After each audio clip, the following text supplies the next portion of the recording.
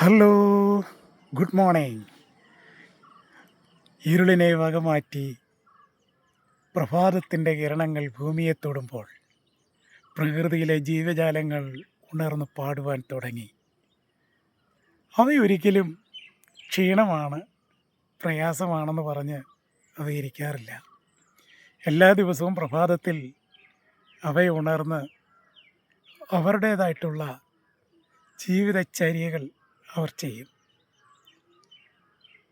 ഇത്ര സുന്ദരമായൊരു പ്രഭാതത്തിൽ ഒരു കഥ പറയട്ടെ. ഇത് കഥയല്ല കേട്ടോ, ചരിത്രമാണ്. വിശുദ്ധ തിരുവചനത്തിൽ രേഖപ്പെടുത്തി വെച്ചിരിക്കുന്ന ഒരു ചരിത്രം. ഇസ്രായേൽ എന്ന് പറയപ്പെടുന്ന മഹാരാജ്യത്തിൻ്റെ ചരിത്രത്തിൻ്റെ ആരംഭകാലങ്ങളിൽ ആ പേര് വരാൻ കാരണമായൊരു വ്യക്തിയുണ്ട്.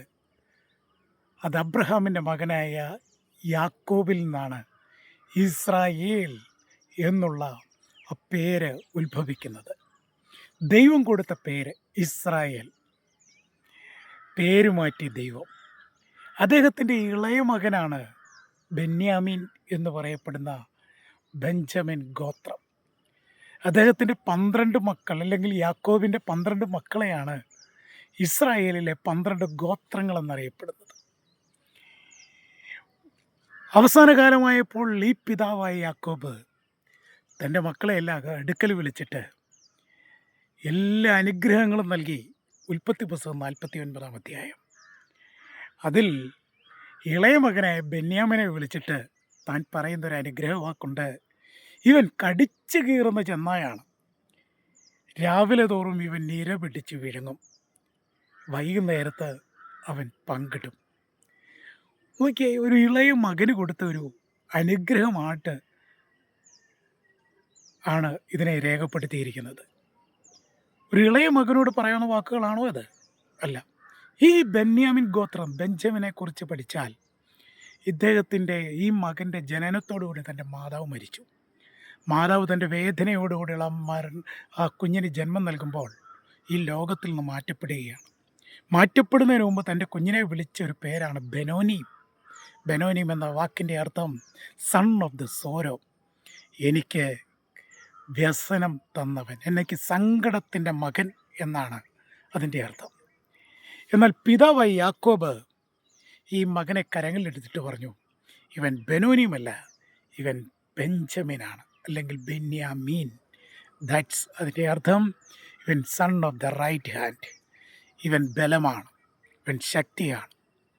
പിന്നീടുള്ള ചരിത്രം, ബെന്യാമിൻ ഗോത്രത്തിൻ്റെ ചരിത്രം പഠിച്ചാൽ ചരിത്രത്തിൻ്റെ ഇടനാഴികളിലൊക്കെ പിതാക്കന്മാർ ചെയ്ത തെറ്റുകൾ മൂലം സ്വന്തം സഹോദരങ്ങൾ 11 ഗോത്രങ്ങളും ഇവർക്കെതിരായിട്ട് നിന്നു.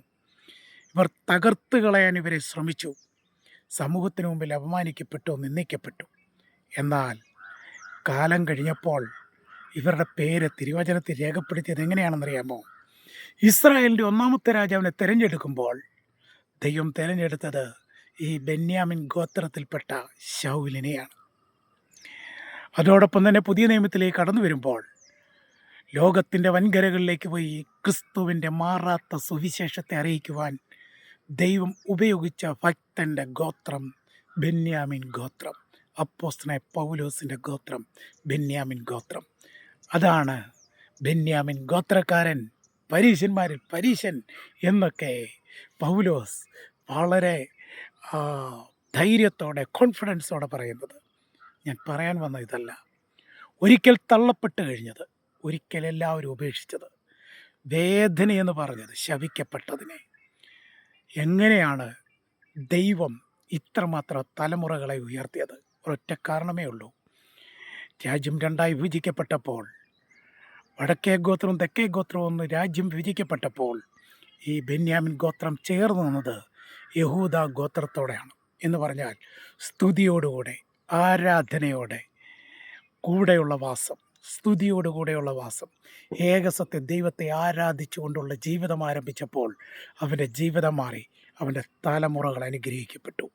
ഇന്ന് പ്രഭാതത്തിൽ വളരെ സ്നേഹത്തോടെ നൽകുന്ന ഒരു സന്ദേശം ഇതാണ്. നിങ്ങൾ തകർക്കപ്പെട്ടവരാണോ? ഒറ്റപ്പെട്ടവനാണോ? അതേ ഉപേക്ഷിക്കപ്പെട്ടവരാണോ? ശപിക്കപ്പെട്ടവരാണോ? ജീവിതത്തിൻ്റെ സ്ഥിതികൾ മാറാൻ ഓടി നടക്കുകയാണോ? എന്നാൽ ഒരൊറ്റ മാർഗ്ഗമേ ഉള്ളൂ. യേശുവിൻ്റെ അടുക്കിലേക്ക് വരിക.